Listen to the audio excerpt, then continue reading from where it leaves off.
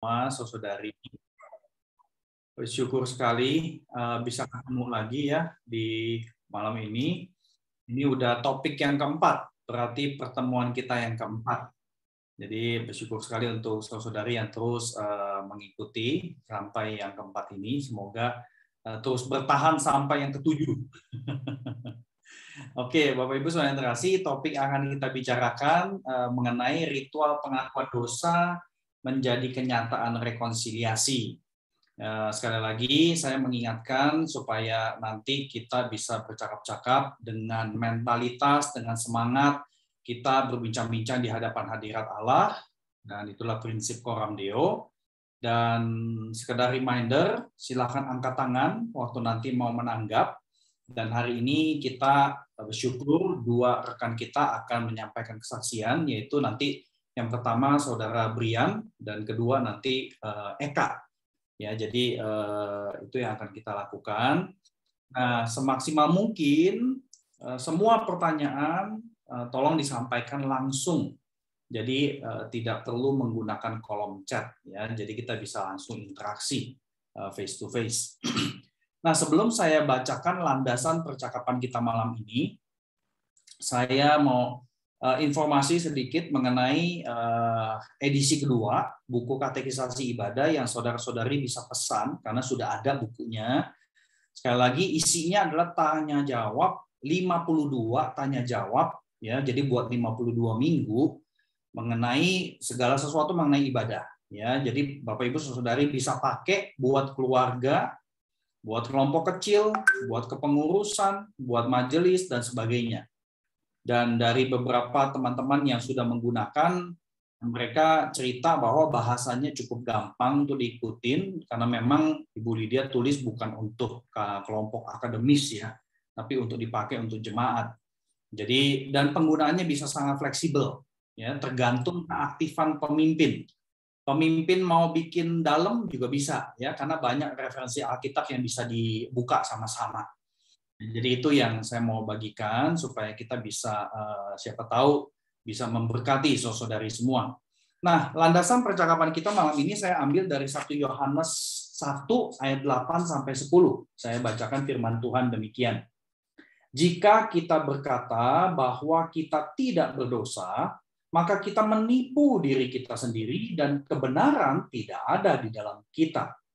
Jika kita mengaku dosa kita, maka Allah adalah setia dan adil, sehingga Ia akan mengampuni segala dosa kita dan menyucikan kita dari segala kejahatan. Jika kita berkata bahwa kita tidak ada berbuat dosa, maka kita membuat Dia menjadi pendusta, dan firman-Nya tidak ada di dalam kita. Ini satu bagian yang saya percaya sering banget dipakai di dalam konteks dan elemen pengakuan dosa di dalam kebaktian hari Minggu. Nah, kita tahu persis, Bapak Ibu, surat di dalam Perjanjian Baru itu diedarkan lalu dibacakan dalam konteks peribadahan. Artinya, ajaran mengenai pengakuan dosa di 1 Yohanes ini pertama-tama memang ditujukan kepada umat yang sudah Kristen. Ya, sudah Kristen dan sudah beribadah secara rutin. Tetapi masih dikasih tahu mengaku dosa. Ya, dengan kata lain pengakuan dosa memang salah satu elemen peribadahan dan ini merupakan wujud nyata ya melakukan ajaran Tuhan.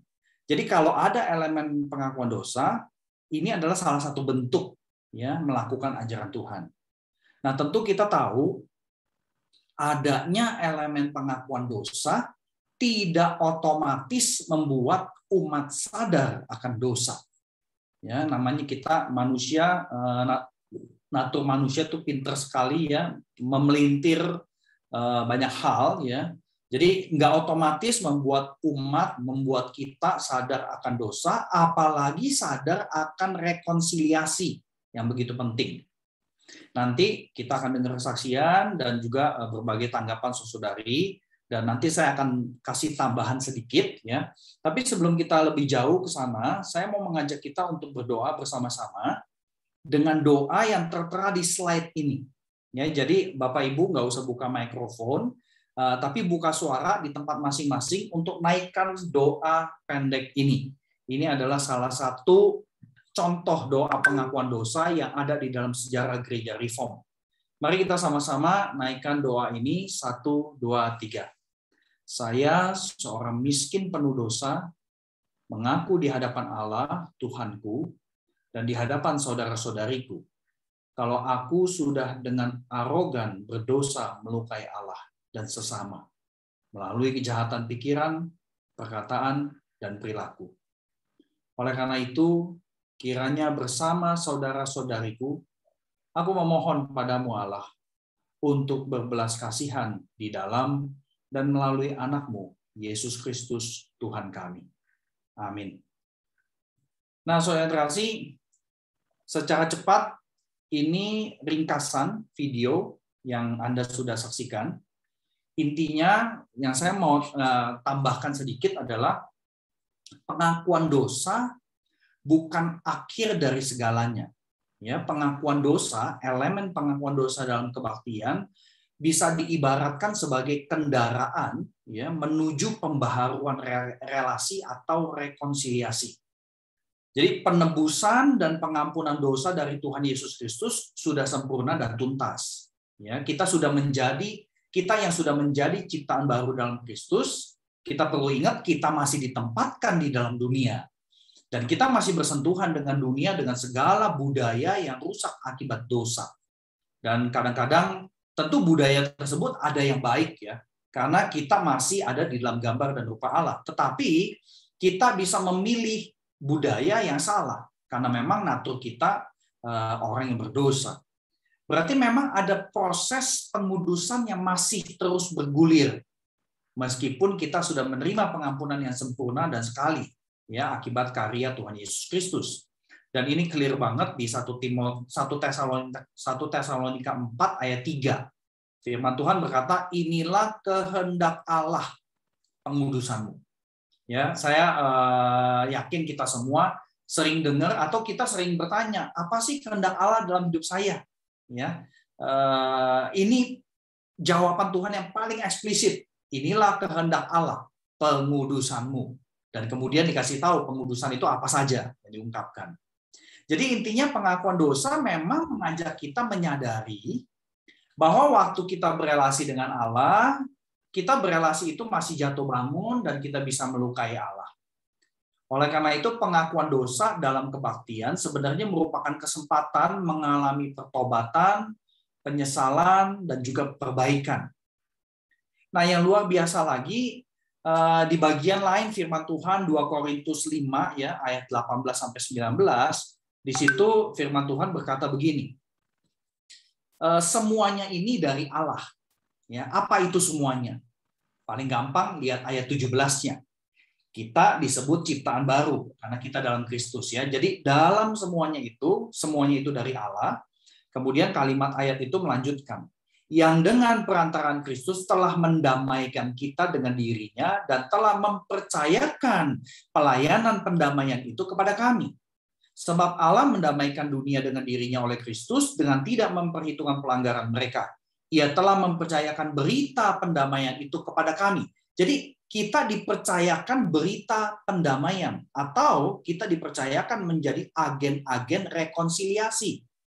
Nah ini diungkapkan sampai 2 kali di dalam 2 Korintus 5. Jadi saya kira ini satu hal yang mungkin banyak dari kita kurang ngeh. Ya. Jadi pembaharuan relasi yang kita alami dengan Tuhan itu memang menjadikan kita itu belajar untuk berdamai dengan diri kita sendiri. Ya, jadi pendamaian dengan diri kita terjadi karena berdamai dengan Allah, tetapi itu membawa dan menempatkan kita sebagai utusan-utusan yang memfasilitasi rekonsiliasi dengan sesama. Nomor 1 dengan anggota keluarga.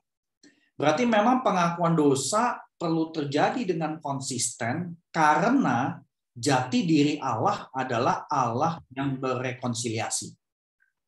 Nah, disinilah kita perlu masuk dalam sesuatu yang realistis. Ya. Rekonsiliasi memerlukan proses yang berlanjut di luar kebaktian minggu. Nah, disinilah peran strategis para konselor Kristen, menolong orang-orang Kristen yang bergumul dengan urusan memaafkan dan juga dimaafkan, ya. Jadi saya kira ini salah satu hal yang penting sekali. Nah, dengan prinsip teologis seperti itu, ini yang menjadi bayangan saya, bagian pengakuan dosa yang bisa memfasilitasi, ya, sedikit demi sedikit, ya, minggu demi minggu gitu ya. Itu urutannya seperti ini. Perlu ada ajakan pengakuan dosa. Dengan kata lain, jemaat itu ngerti kenapa tiap minggu ngaku dosa. Ya. Dan tentu ini bisa diambil dari firman Tuhan, tetapi tidak harus kaku baca ayat Alkitab, nggak harus kaku begitu juga. Kedua, doa pengakuan dosa pribadi. Dan bagi saya, kita perlu menolong jemaat untuk bisa menyadari bahwa dosa itu bisa terjadi di dalam berbagai lini, ya, khususnya dalam lini berelasi dalam keluarga dan kemudian bekerja. Bekerja di sini pasti ada unsur relasi juga, relasi dengan orang-orang yang mungkin berbeda dengan kita. Dan terakhir bersosial, ya, bersosial di sini artinya pertemanan di luar keluarga dan di luar urusan kerja, ya, bertetangga misalkan, ya. Jadi itu doa pengakuan dosa pribadi. Bagi saya, kalau kita bisa memberikan panduan, itu akan menolong jemaat. Nah, kemudian doa pengakuan dosa bersama sebagai satu gereja. Jadi kalau tadi sebuah awareness, sebuah kesadaran bahwa saya bisa melakukan kesalahan, tetapi kemudian kita perlu menyadari bahwa ini satu gereja sebagai organisasi, sebagai institusi, lembaga, kita juga bisa melakukan kesalahan. Salah ngambil keputusan kah? Salah bikin program kah, ya, dan sebagainya. Jadi sebagai satu gereja. Dan kemudian perlu ada jaminan atau deklarasi pengampunan. Yang terakhir, salam damai. Nah, ini istilah yang memang banyak dipakai di GKI, saya nggak tahu GPIB kayaknya juga pakai, ya, dan mungkin ada gereja-gereja lain yang juga gunakan istilah serupa. Nah, yang jelas salam damai di sini intinya adalah ini wujud simbolis. Kita mau berdamai dengan sesama. Ya, bentuknya bisa variasi sebenarnya. Ya. Nah, yang terakhir, ini informasi buat Bapak Ibu semua. Di dalam sejarah gereja reformasi, ya, setelah Martin Luther, ada satu sumber pustaka yang luar biasa menolong dan menunjukkan bahwa gereja reformasi di abad 16, mulai dari Martin Luther sampai kepada yang lain-lain di berbagai negara di Eropa Barat, cukup seragam, ya, selalu ada pengakuan dosa. Ya. Jadi misalkan Martin Luther, Kyrie, itu di depan banget. Kemudian dari John Ocolampadius, yang tadi doa kita naikkan sama-sama itu dari dia. Itu confiteor. Confiteor istilah Latin dari doa pengakuan dosa. Dan kemudian ada absolution. Ya. Orang udah ngaku dosa, kemudian ada deklarasi, kamu sudah diampuni. Semacam begitu. Ya. Dan kemudian dari di Strasbourg, Jerman, kemudian dari Zwingli, ya. Gereja Protestan di Indonesia karena dijajah oleh Belanda, liturginya sangat dipengaruhi oleh liturgi Zwingli, ya. Jadi ada pengakuan dosa setelah khotbah, ya. Dan kemudian 4 lagi ini Farel itu juga di Swiss, Hendrik Bullinger juga di Swiss, Martin Bucer yang sangat mempengaruhi John Calvin, ya. Nah, dari semua yang ada, yang pakai votum cuma Calvin, Bapak Ibu. Ya, yang pakai votum cuma Calvin. Tetapi di dalam liturgi John Calvin di Jenewa, confession itu juga baru masuk, votum udah gitu langsung disuruh ngaku dosa jemaat. Ya, jadi ini konsisten. Kemudian Book of Common Prayer di Inggris ada Kyrie, ada confession. Kyrie itu seperti lagu-lagu yang kita tahu, kasihanilah kami ya Tuhan dan sebagainya. Ya, jadi mengenai confession ini konsisten sekali di dalam sejarah gereja. Ya, jadi itu informasi yang saya bagikan terakhir buat Bapak Ibu. Dan saya akan mengajak kita untuk bisa saling cerita nih, ya, sekarang, ya. Bisa berbagi cerita nggak dari teman-teman semua, rekan-rekan Bapak Ibu semua, apa sih praktek pengakuan dosa di gereja masing-masing, ya. Tentu nanti Saudara Brian sama Eka nanti bisa sharing terpisah, ya. Tapi rekan-rekan yang lain dulu, ya. Seperti apa sih praktek pengakuan dosa di gereja Anda masing-masing. Mungkin bisa minta kesediaan Bapak Ibu yang selama 3 minggu terakhir belum sempat ngomong, belum sempat sharing. Kalau boleh, saya persilakan. Siapa yang mau berbagi? Nah, ini saya lihat Pak Anugrah bisa main harpa nih ya. Pak Anugrah ini dengan Pak Petrus Purnomo bukan ya? Iya, betul. Betul ya. Dari Surabaya, Pak. Surabaya ya. Yang Tolim. Ya. Boleh berbagi, Pak, di GIA seperti apa, Pak, mengenai pengakuan dosa? Di gereja kita memang maksud itu loh Pak, tidak langsung diucapkan tetapi dimasukkan di dalam song leader kan dari liturgosnya. Jadi saat masuk di dalam doa aja dia masuk itu. Oh, jadi di doa awal gitu ya? Ya, di doa awal. Seperti itu, Pak. Oke. Terima kasih, Pak. Terima kasih, Pak. Dan ini setiap minggu ya begitulah. Ada pemimpin yang lupa nggak, Pak? Ya tetap kita ingatkan itu, Pak. Tetap karena memang dia yang jadi liturgos tadi, yang liturgos. Oke. Iya, jadi seperti itu, Pak. Iya. Berarti dia langsung mimpin gitu ya? Iya, dia yang langsung mimpin. Terima kasih, Pak. Makasih, Pak. Makasih sama-sama, Pak. Yang lain boleh saya persilakan, siapa ya mau ya? Soalnya kalau saya nunjuk agak enak juga sebenarnya sih. Ini siapa nih? Boleh siapa yang mau berbagi nih? Silakan Bapak Ibu, cerita aja pengakuan dosa. Kalau nggak ada juga nggak apa-apa sih.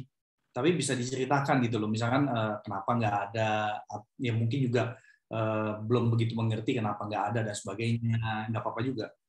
Silakan kalau ada, Bapak Ibu. Ya, saya Pak Budi. Ya, silakan. Ya, terima kasih Pak. Yang saya lihat selama ini kalau di BKPN Jakarta Pak ada dua pengakuan dosa.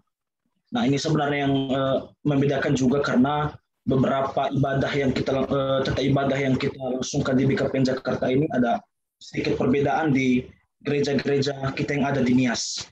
Ini saya ada buku tata ibadah kebaktian minggu Pak. Di sini juga ada doa mohon pengampunan dosa tergantung tata ibadah. Kalau ini ibadah Trinitatis. Nah, kalau di gereja kami Pak di Nias itu doa pengakuan dosanya secara responsoria. Nah, kalau di BKPN Jakarta di sini dipimpin oleh worship leader-nya langsung dan jemaat-jemaat sama-sama menaikkan pengakuan dosa mereka di tempat masing-masing. Nah, saya coba membagikan Pak doa memohon pengampunan dosa ini kan sebenarnya kalau di materi kita hari ini doa pengakuan dosa ya, tapi saya sedikit tadi agak sedikit berpikir kalau di sana doa memohon pengampunan dosa apakah itu beda? Kita memohon pengampunan dosa atau kita berdoa untuk mengaku dosa kita Pak? Nah, doa memohon pengampunan dosanya seperti ini Pak. Saya coba ini ya. Kita menyadari bahwa kita telah melanggar hukum Tuhan, oleh sebab itu dengan kerendahan hati kita menghadap Tuhan kita dan mengaku dosa kita kepadanya. Marilah kita berdoa. Terus worship leader-nya langsung, ya Allah yang maha besar yang bertata di dalam sorga dan yang tidak menolak orang yang merendahkan diri di hadapan-Mu. Kami menyadari bahwa tidak sepantasnya kami menghadap hadirat-Mu karena kami mempunyai banyak dosa. Kami sering melanggar titah-Mu bahkan sepanjang hidup kami di dunia ini.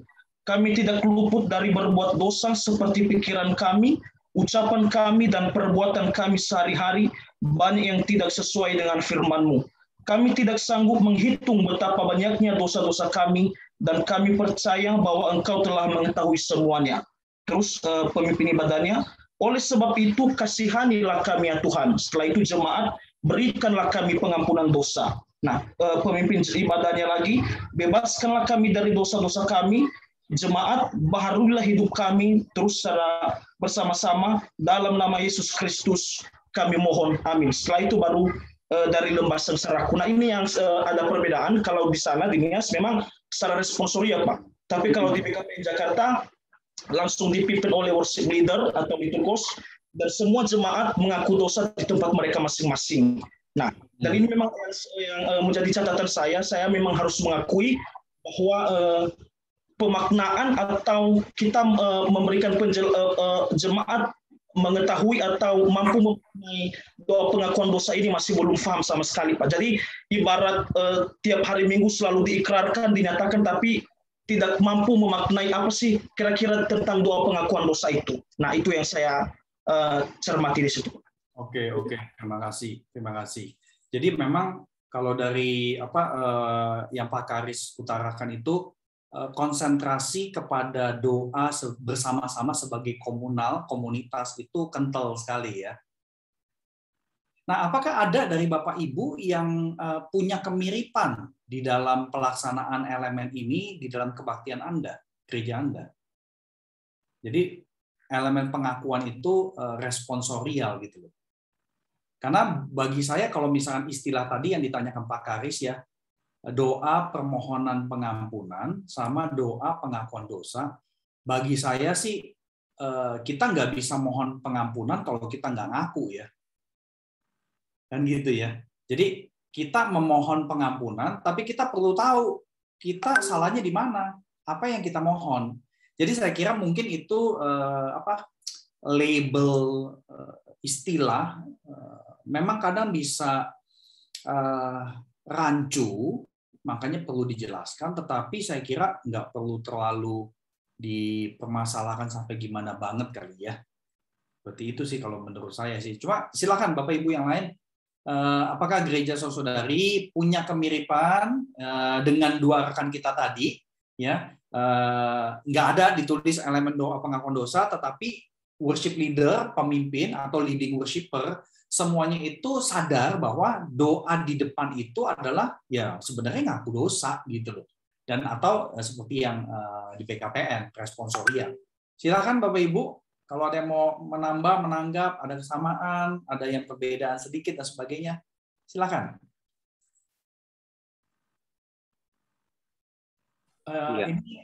Silakan Pak Joko. Ya, Pak, sorry nggak pakai video. Ya, problem. Ya, jadi kalau di gereja kita di CS Serpong memang doa pengakuan dosa itu ada di dalam sebuah liturgi seperti itu. Jadi memang saya menekankan kepada worship leader bahwa dan juga jemaat seperti itu bahwa pengakuan dosa itu adalah sebuah pengakuan ya, kejujuran di hadapan Tuhan, karena kita hidup di dunia kan, maksudnya hidup di dalam keseharian kita penuh dengan segala kelemahan dan keterbatasan, dan ketika kita hadir di dalam sebuah ibadah, kita mohon lagi nih belas kasihan Tuhan, boleh melayakkan kita, boleh berkenan kembali kepada setiap kita ketika kita datang beribadah. Jadi kami berusaha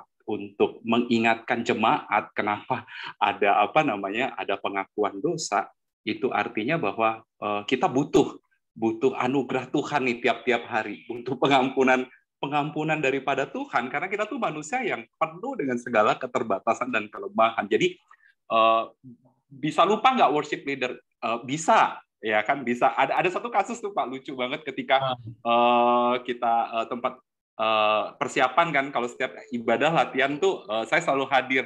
Terus tiba-tiba dia nggak siapin doa pengakuan dosa atau pengakuan dosa. Terus saya tanya, kenapa nggak dilakukan itu? Kan dia kan, saya nggak siap karena saya masih ada yang belum beres dalam diri saya, jadi saya nggak mau doa pengakuan dosa katanya. Terus habis itu saya agak sedikit dalam tanda kutip, nggak tahu nih Pak ya, nanti coba diarahin, agak sedikit memaksa seperti itu, bahwa kembali menjelaskan value-nya pengakuan dosa itu seperti apa, jelasin lagi bahwa ya kita memang lemah ya, kita harus sadari, kita harus jujur bahwa kita tuh memang butuh anugerah Tuhan, dan akhirnya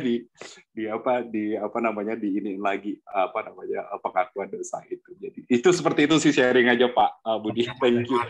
Thank you Pak Joko. Well, saya kira ini contoh yang baik ya, bahwa pelayan itu jujur berarti dia. Ya, jujur dalam artian ya mungkin lupa dan ya ada sesuatu, dan dia berani cerita ke Pak Joko ya sebagai rohaniwan ya. Saya kira istilah jujur ini yang bagi saya ya di dalam konteks kita, makanya di dalam video pemantik itu saya menyebutkan bahwa masyarakat kita ini masyarakat era post-truth. Banyak kebohongan nih di luaran gitu loh. Kalau kita tidak mendorong diri kita bersama saudari kita seiman lainnya untuk jujur di hadapan Tuhan, berarti ya kita ke gereja, kita juga terus-menerus pakai topeng makin tebel gitu loh. Ya. Tapi bersyukur sekali ya rekan kita dari BCA Serpong itu ya jujur menyatakan itu ya. Dan saya kira doa pengakuan aspek utama yang saya tuh akan sangat-sangat tersentuh itu kalau si pemimpin berdoa dengan hati yang hancur dan kejujuran. Kejujuran di sini bukan dalam artian mengumbar saya dosa lo kemarin begini, udah gitu dia doain secara publik. Saya kira bukan itu maksudnya ya. Tapi saya kira kita perlu mengajak jemaat untuk menyadari bahwa kita butuh jujur karena kita hidup di dalam dunia yang penuh kebohongan. Dan kita nggak mau jadi orang Kristen yang juga berbohong waktu berada di hadapan hadirat Allah.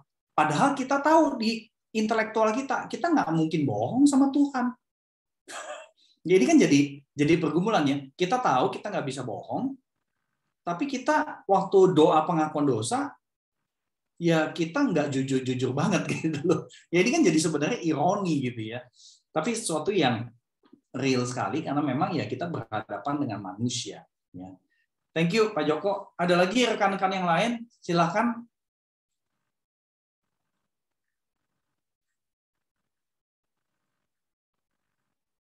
Silakan Bapak Ibu, jangan malu-malu. Atau saya tunjuk yang saya kenal banget deh, Periadi deh. Boleh Periadi cerita di gerejanya gimana?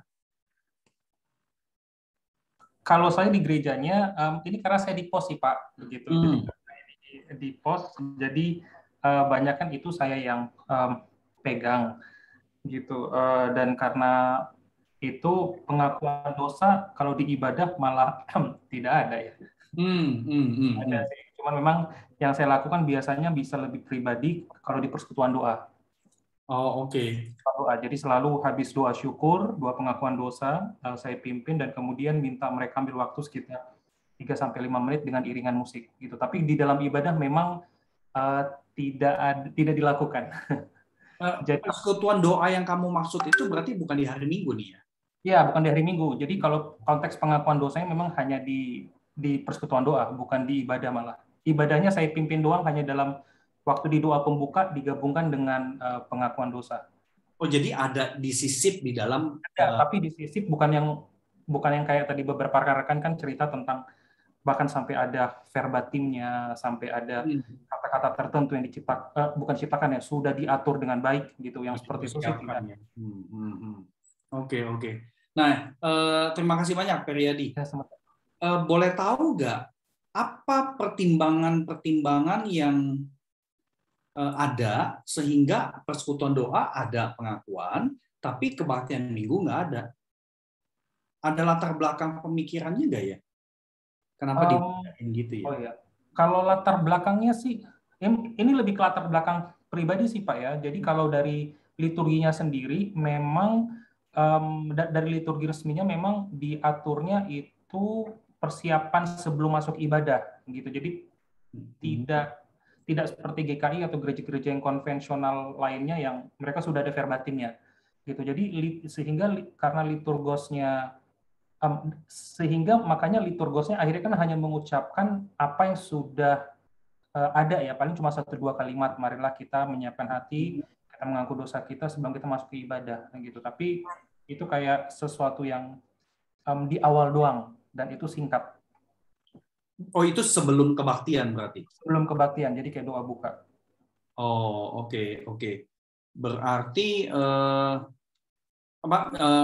kamu kan komen kalau ada beberapa gereja seperti yang tadi di-sharingkan teman-teman itu doanya verbatim. Kalau di gereja kamu itu doanya spontan gitu ya? Iya, jadi lebih spontan sehingga ujung-ujungnya tergantung liturgos. Kalau liturgosnya cukup mampu dalam membawa jemaat, ya dia bisa. Cuma karena kami pos kan liturgosnya cuma 2 orang itu doang ya. Jadi ya pada akhirnya itu belum dikembangkan dengan baik sih. Dan memang saya entah kenapa saya juga tidak jadi merasa bersalah sih tiba-tiba. Ini bukan interogasi Periadi. Iya nih Pak. Cuman tiba-tiba kan ini Pak, rasa bersalah muncul Pak. Tapi betul, saya curious aja sih. Pertimbangannya apa? Karena di persekutuan doa ada, tapi di kebaktian minggu nggak ada gitu loh. Harus saya ajarin lagi soalnya. Liturgosnya memang ada, cuman kan harus saya ajarin ambil waktu dengan lebih panjang. Itu kan berarti sedikit mengubah liturgi ya kalau ibadah di ibadah awal ya. Gitu. Pertimbangan itu sebenarnya bisa-bisa aja sih Pak, karena kan di pos ya. Jadi kan mohon maaf nih kalau kita mau bilang power sebenarnya ya ada. Beda kalau di gereja yang sudah ada, kita nggak, kecuali kita pendeta senior kan. Sebenarnya sih bisa sih sebenarnya. Jadi nggak ada alasan untuk si liturgos itu dibekali untuk pengakuan dosa. Makanya kan ada kelas ini Pak, baru saya mulai tobat nih kayaknya. Nah ini menarik gini. Saya mau bertanya lebih lanjut karena Periadi kan seorang konselor, gitu kan.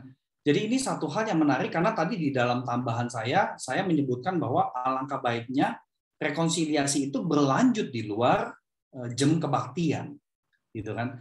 Jadi di dalam kebaktian itu pengakuan dosa sebenarnya pemicu untuk menyadari iya ya, saya perlu beresin nih relasi dengan si A si B.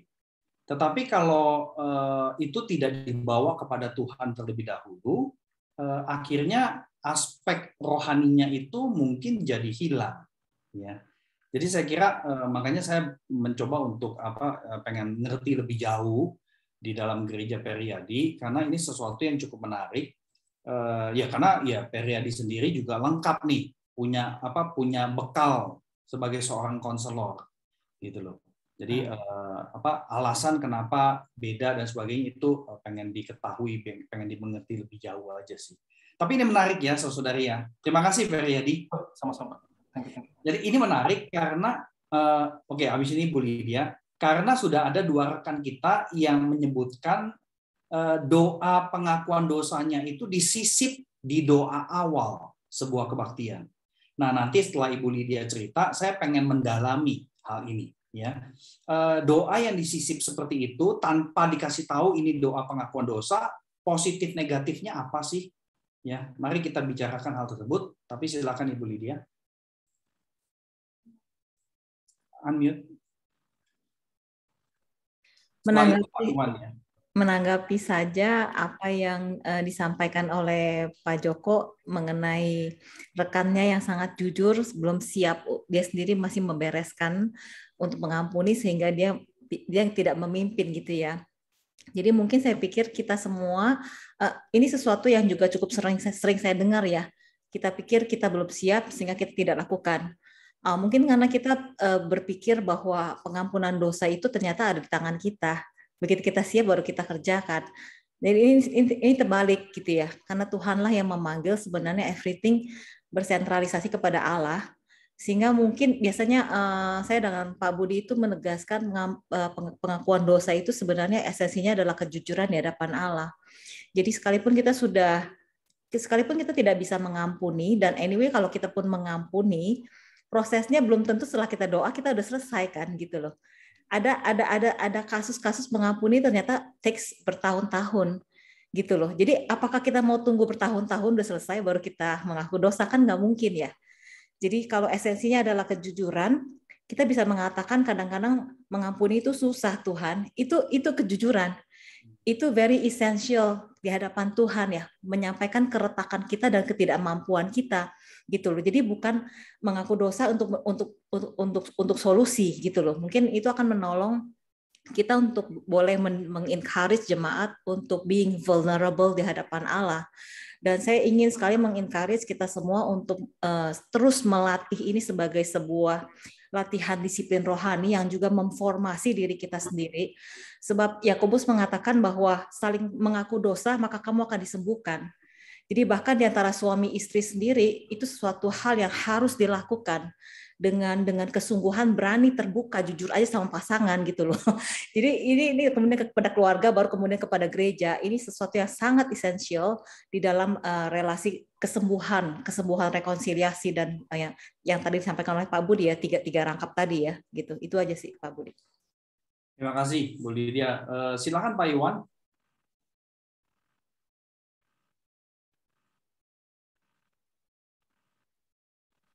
Pak Iwan.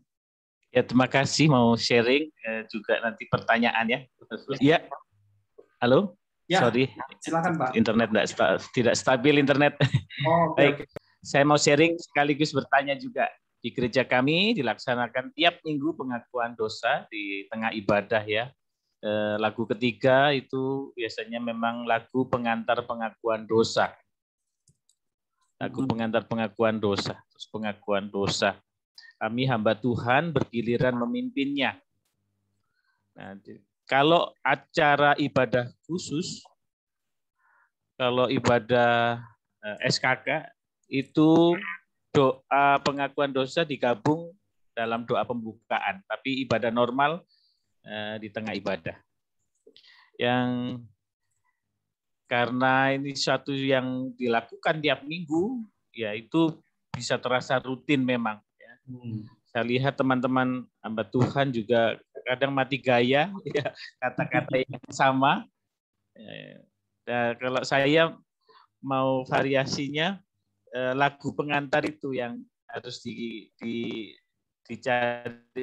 direlatekan dengan ini. Misalnya yang besok itu lagunya tentang pengorbanan Tuhan yang sempurna. Kalimat pertama pokoknya ada transisinya itu merespon lagu tadi, pesan lagu seperti itu. Dan biasa nanti dasarnya salib Kristus selalu disebutkan, itu memang tidak ada perjanjian antara hamba Tuhan, tapi selalu memang itu dasar pengampunan itu salib Kristus dinyatakan lagi. Ya kadang memang ya seperti rutin jadinya kalau tidak ada ya kesegaran. Tapi bersyukur nonton video pemantik saja saya sudah dapat berkat inspirasi begitu. Yang saya ingin tanyakan, saya pernah mewacanakan ya ke teman-teman hamba Tuhan dari doktrin finalitas salib Kristus itu kan pengampunan salib Kristus itu sudah sempurna ya, semua dosa kita dulu, sekarang, dan yang akan datang sudah diampuni. Nah, apakah masih perlu kita ucapkan mohon ampun itu di dalam saat memimpin doa pengakuan dosa? Oh ya, biasanya kami pengantar mempersilahkan jemaat doa pribadi, pengampunan dosa pribadi, baru kami tutup doa bersama. Seperti itu. Nah, itu pertanyaannya, apakah perlu kalimat minta ampun itu? Kalau saya pribadi sudah terakhir ini sudah tidak minta mohon ampun, tapi mengakui dosa. Dosa harus kami bawa ke hadapan-Mu supaya diterangi oleh kebenaran salib itu, bahwa dosa itu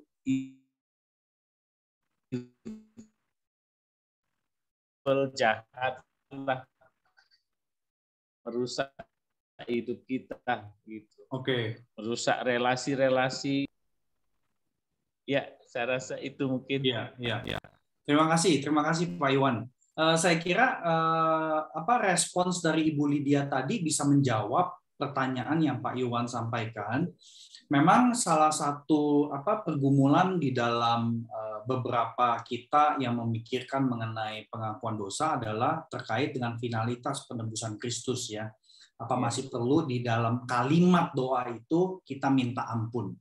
Saya kira kita kembali kepada prinsip bahwa ibadah itu adalah perjumpaan kita dengan Allah, di mana di dalam perjumpaan itu kita berelasi dengan Allah, dan sebenarnya relasi itu bukan cuma di dalam 1,5 jam pada saat kebaktian, tetapi relasi itu sudah terjadi dalam keseharian kita seminggu terakhir. Jadi kalau kita melihat ibadah sebagai perjumpaan dengan Allah, di mana itu menjadi sebuah monumen relasi kita dengan Allah, maka saya kira minta ampun itu sebenarnya setara dengan kita ngomong, Tuhan, maaf ya, saya mungkin menyakiti hatimu dalam minggu ini. Engkau adalah kekasih jiwa saya, engkau adalah Bapa untuk saya, engkau adalah sahabat saya.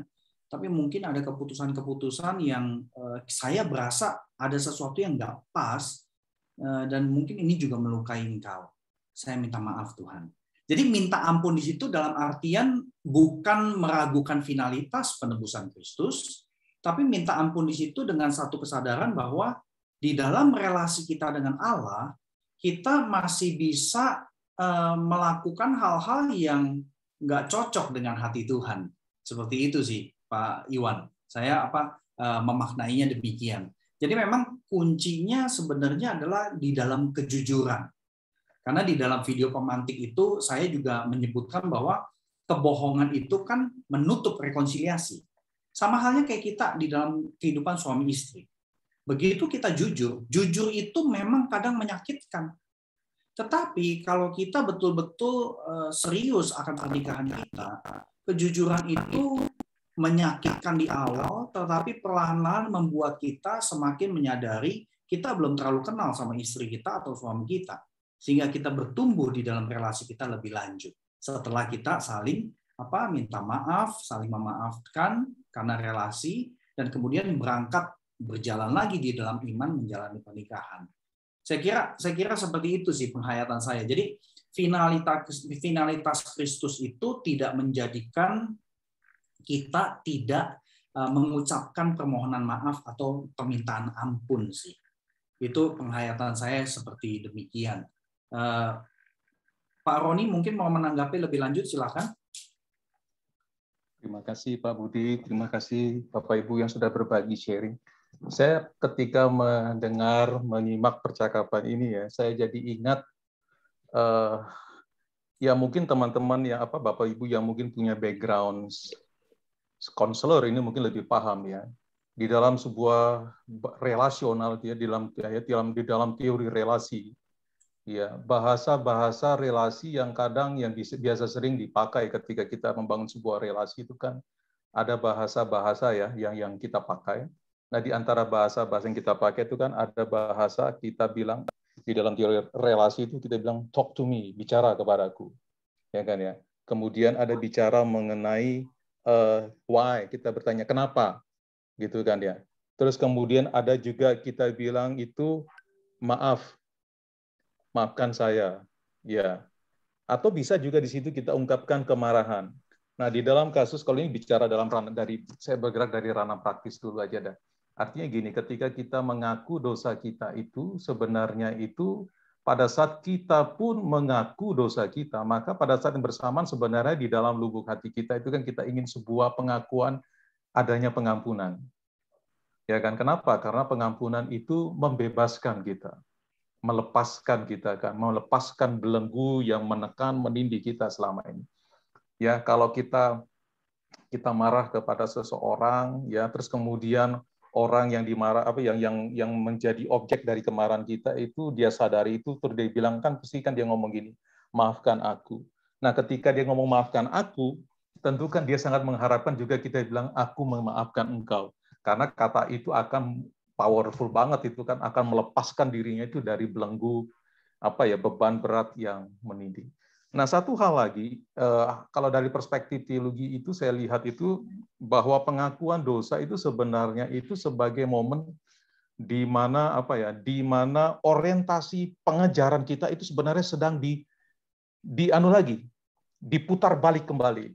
Nah, ini menarik sekali ya. Jadi ketika kita sedang mengaku dosa kita, sebenarnya kalau selama ini mungkin pengejaran kita itu lebih concern kepada hal-hal yang di luar Allah, tapi di dalam momen pengakuan dosa itu kita seperti itu diputar balik kembali untuk kepada Allah, pengejarannya lagi kepada Allah, bukan lagi kepada orientasi diri dan pengejaran akan hal-hal yang ada di dalam dunia.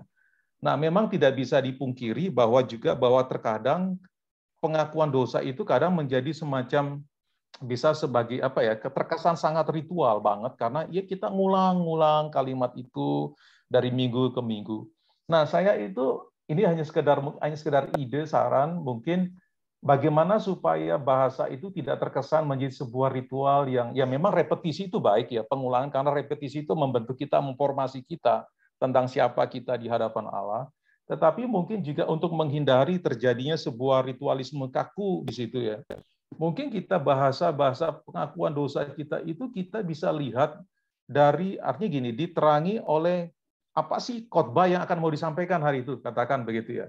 Nah, kalau khotbah hari itu berbicara tentang apa? Berbicara tentang katakanlah paling saya ambil contoh, katakan mengenai uang, katakan begitu. Nah, mungkin ketika kita memimpin pengakuan dosa itu, kita bisa mengaku kepada Tuhan bahwa ternyata tuh ada aspek-aspek di dalam diri kita di dalam mengelola keuangan itu yang mungkin tidak benar. Ya, di situ kita bisa menjadikan itu momen pengakuan dosa, dan itu akhirnya membuat kita itu semakin apa ya? Kita sedang keluar dari jebakan ritual kaku yang diulang begitu, tapi kita pakai itu sebagai momen di mana kita diputar balik kembali kepada Allah sendiri.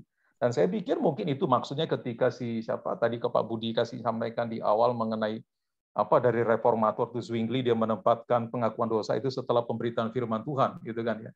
Dan saya pikir itu juga supaya artinya pengakuan dosa itu diterangi oleh firman Allah yang sudah diberitakan itu menolong kita untuk mengaku dosa kita. Saya pikir itu Pak. Terima kasih Pak. Ya, makasih banyak. Saya kira bagus sekali ya, dan saya kira salah satu yang tadi Pak Iwan dan juga Pak Roni utarakan, memang kita perlu memikirkan bagaimana mengatasi ritual yang perlahan-lahan mau menjadi ritualisme. Ya, saya membedakan dua ini nih. Ya, ritual itu sesuatu yang baik, tetapi ketika ritual menjadi ritualisme dan kemudian menjadi hukum Taurat, ini mematikan. Ya, ini bikin kerohanian itu mati. Ya, jadi tawar. Jadi kita perlu memang memikirkan bagaimana mengatasi ritualisme dalam aspek elemen pengakuan dosa.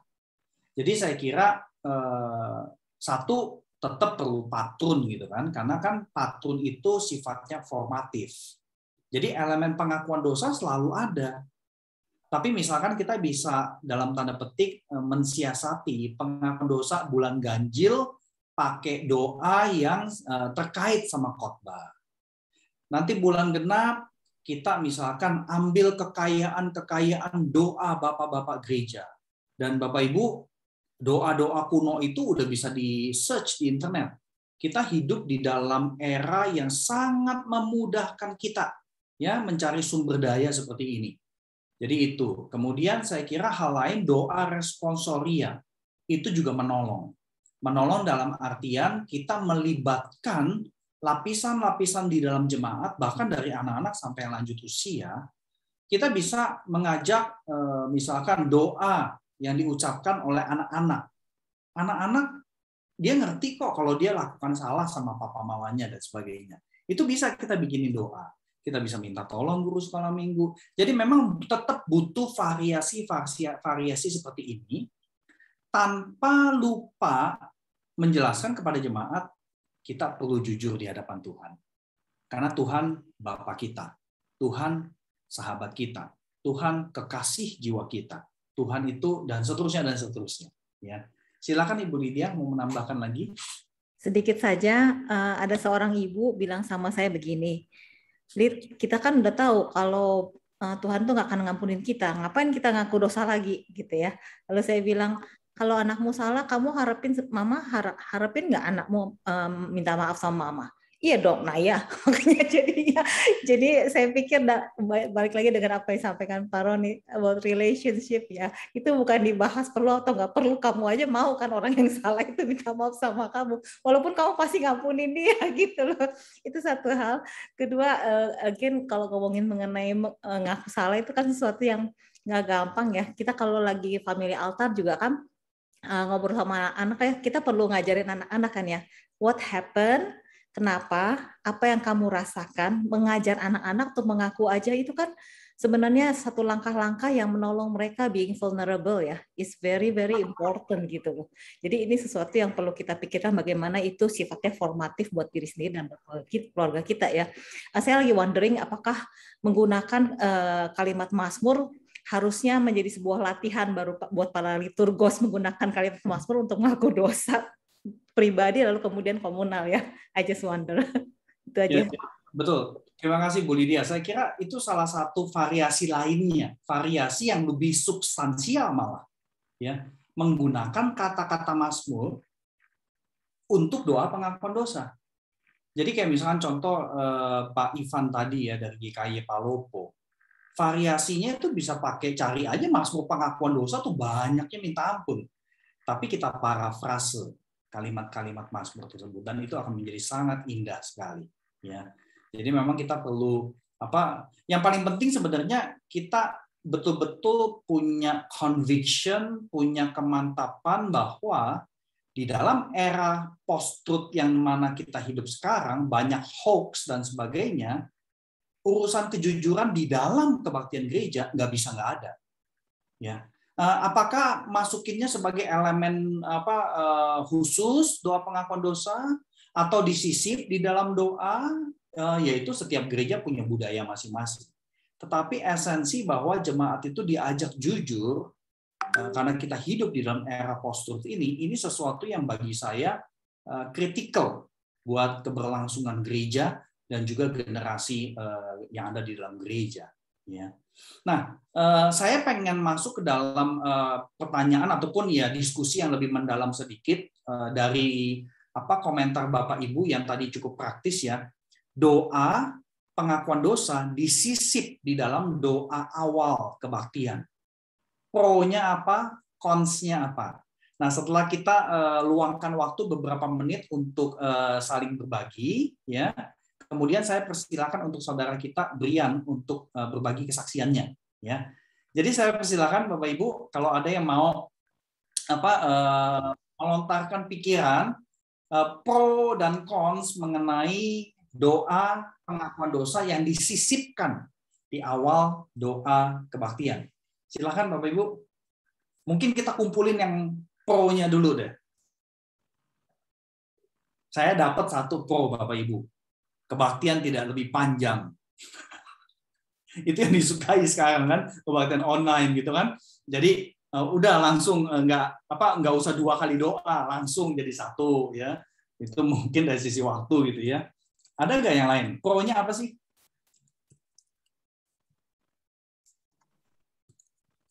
Kalau saya Pak, karena yang doa pembuka itu hamba Tuhan, jadi liturgos itu bisa tenang. Karena doa pembuka itu kalau di tempat kami itu hamba Tuhan, jadi ya itu pro-nya sih. Oh gitu ya. Liturgos bisa tenang ya. Bapak liturgos terus ya? Syukurnya sesekali Pak. Paling 2 udah lumayan. Ya, nanti kayak Pak Ivan tadi ngomong, akhirnya hamba Tuhan juga pada mati gaya gitu. Apalagi pro-nya? Pro buat jemaat, coba dipikirkan. Doa pengakuan dosa disisip di doa awal kebaktian. Pro-nya apa buat jemaat? Silakan Pak Simon. Barangkali ngingetin mereka bahwa ibadah itu mengalir dari awal sampai akhir. Supaya tiba di tujuan, nggak puter-puter seperti orang Israel, maka dimasukkan. Karena bagi saya ketika doa pengakuan dosa berkait dengan rekonsiliasi, sederhananya kita mengakui ketersesatan.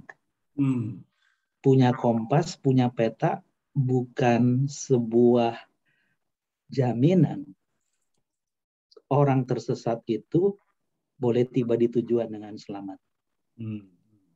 Logikanya sederhana. Karena kita tidak mengakui koordinat ketersesatan. Nah, ketika kita mengatakan, saya tersesat Tuhan.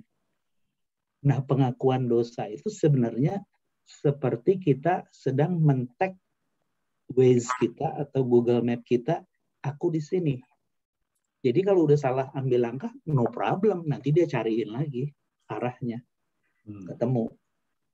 Nah, saya pikir kalau memang perlu di awal, ngingetin jemaat bahwa doa ini adalah bagian yang nanti kita akan berdamai dengan Tuhan.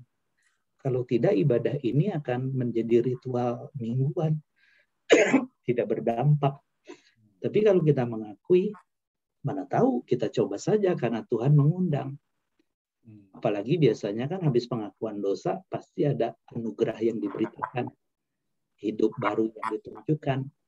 Sebenarnya itu kan mengarah liturgos itu. Yang ujung-ujungnya leksionari dijelaskan melalui pemberita. Ini yang dimaksud dengan anugerah yang kembali diberitakan, bahwa dia mau mengampuni kita. Nah, apakah pengampunan itu berdampak atau tidak? Bagi saya, momentumnya itu ada di pengakuan dosa. Jadi ketika dia mengungkapkan ketersesatannya, tidak sekedar mendeklar saya bersalah, tapi betul-betul minta tolong, Tuhan, saya bakal nggak nyampe nih kalau Tuhan nggak bantu saya. Nah, ungkapan itu yang saya kira hampir jarang ada di jemaat. Karena lebih banyak lip service saja, buru-buruan aja habis. Ya, kalaupun ada bacaan seperti litani, ya bebalap-balap bacaannya. Tapi kalau memang dia menyatakan ini kebutuhan, dia akan tenang, melangkah terus. Karena yakin Tuhan lagi mendengar dan mengarahkan kembali kita mau kemana nih. Nah, itu barangkali pro untuk mengingatkan jemaat, daripada kita ngomong tambahan, ya masukkan dalam doa. Biasanya mereka kan enggak juga, oh iya tuh pendeta udah ngomong ini, ada arahnya. Nah, cuma nanti kalau yang doanya penatua jadi kacau juga kalau nggak diarahkan gitu ya, malah bikin penyesatan lebih jauh. Ya, itu di gereja-gereja mainstream jadi konsnya tuh ya. Iya. Votum salam dan pengakuan dosa biasanya dipegang satu pendeta atau pemimpin, memang udah dipercayakan. Ya. Ya, akhirnya pada tata gerejanya juga akan menolong apakah itu nyampe atau enggak gitu ya. Iya. Betul. Tapi kalau gerejanya karismatik, saya nggak percaya bisa nyampe yang saya ngomong. Karena mereka kan memanfaatkan momen. Pencerahan, oh ini mesti ngomong ini, ntar besok dia lupa malah. Betul. Gitu. Tapi kalau dia udah terarah, apalagi dia tulis, ya akan lebih terukur. Walaupun nggak semua orang suka doa ditulis. Ya, thank you Pak Simon. Jadi saya kira kita udah dapat konsep juga tuh satu tuh ya. Kalau pemimpinnya nggak bisa memandu dengan baik, dan kemudian menyampaikan doanya dengan cukup jelas, ya lewat aja itu, gitu ya.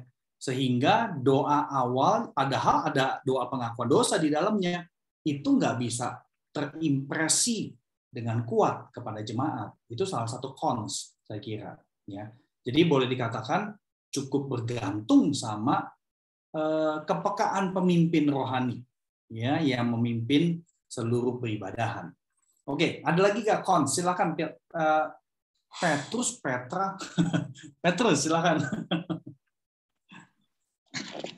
Iya, terima kasih. Mau diubah namanya susah pakai HP, Pak. Ya, ada beberapa hal sih yang saya rasa saya mendapatkan hal yang baru, gitu. Hal yang baru. Kenapa kita perlu juga memang menempatkan pengakuan dosa di awal, gitu? Oleh karena saya percaya sekali bahwa pengakuan dosa yang sungguh-sungguh itu adalah apa ya, karya Roh Kudus gitu. Tapi itu harus kita minta. Sekalipun itu karya Roh Kudus, tapi harus kita minta begitu. Kita minta. Dan pengakuan dosa di awal itu saya percaya sekali itu membuka ruang terhadap karya Allah begitu. Jadi ketika di awal itu dimulai dengan kesadaran, jadi ibadah itu akan dimulai dengan kesadaran yang baik sebenarnya begitu. Dimulai dengan minta akan karya Roh Kudus yang menerangi lah, mencerahkan begitu. Sehingga baik pujian yang diberikan, baik firman, ini memiliki ruang begitu, menyembuhkan gitulah istilahnya begitu. Lah saya tadi tertarik dengan apa yang dikatakan oleh Bu Lydia tentang kejujuran. Saya ini mencoba untuk mencoba untuk mengerti begitu. Kadang-kadang orang itu kalau harus langsung jujur itu tidak bisa, susah sekali begitu. Misalnya kita mau ngomong gitu, Tuhan aku berdosa begini gitu, itu sulit sekali. Maka saya teringat pada satu konsep gitu ya, satu konsep itu Bapak Pendeta Yason gitu, Pak Yason ya, Pak Yason, dosen di STRI juga. Dia mengatakan itu begini, bahwa kita perlu yang pertama itu grace dulu, baru truth begitu. Kadang-kadang kita perlu diberitahukan bahwa kita ini sedang berhadapan dengan Tuhan yang mengampuni loh. Lah, ketika kita diperhadapkan dengan Tuhan yang menerima, Tuhan yang mengampuni, baru kita memiliki saya rasa keberanian. Jadi kejujuran itu saya rasa tidak bisa muncul atau sulit muncul kejujuran itu tanpa adanya keberanian begitu. Jadi kadang-kadang itu kita nggak punya keberanian kok untuk jujur begitu. Jadi keberanian itu dimulai dengan adanya anugerah. Jadi saya rasa sebenarnya ada kata-kata anugerah, ada pengakuan dosa di tengahnya, kemudian berita anugerah. Jadi dosa itu ada di tengah-tengahnya gitu. Kadang-kadang kita mengaku dosa itu terlalu berat.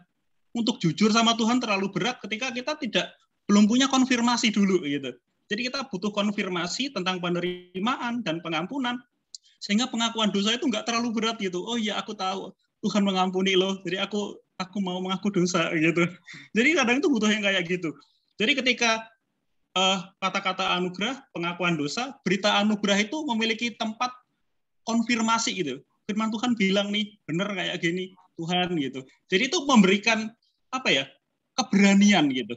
Memberikan encourage, dorongan. Aku mengaku dosa karena dasarnya itu begini. Jadi beberapa waktu, kadang-kadang saya ibadah di beberapa gereja yang injili begitu ya. Biasanya pengakuan dosa itu langsung gitu. Mari kita mengaku dosa. Wah ini berat deh. Apalagi benar-benar bergumul itu, aduh susah sekali gitu. Tapi kalau ada kata-kata anugerah di depannya, itu ada grace-nya dulu, baru truth, itu bisa gitu. Lebih ada keberanian untuk jujur gitu. Karena susah sekali untuk langsung jujur. Jadi butuh keberanian yang didasarkan kepada anugerah itu sendiri. Mungkin itu apa yang saya dapat sih. Just sharing aja. Thank you, Petrus. Sebenarnya yang Petrus sampaikan itu menggarisbawahi yang tadi saya sudah sampaikan. Bahwa di dalam urutan pengakuan dosa memang perlu ada ajakan. Ajakan ini esensinya seperti yang Petrus katakan sebenarnya. Untuk ingetin kita semua, kita ngaku dosa itu karena ada Tuhan yang akan terus buka kesempatan ke kita. Ya. Itu betul sekali, saya setuju. Grace perlu dikasih tahu. Cuma kan bagaimana cara kasih tahunya di dalam setiap minggu kebaktian. Itu perlu tahu caranya gitu loh. Sehingga kita tidak berada pada ranah konsep, ya. Jadi saya kira ini satu hal yang betul sekali. Makanya ada ajakan pengakuan, kemudian ada jaminan bahwa kamu tuh diampuni. Saya kira itu grace sama grace di tengah-tengahnya baru jujur, ya. Jadi saya kira itu satu hal yang saya bersyukur Petrus boleh sharingkan itu ya. Nah, saya kira kita perlu beralih kepada rekan kita, Saudara Brian, untuk bisa membagikan kesaksian di gerejanya ya. Silakan, Brian.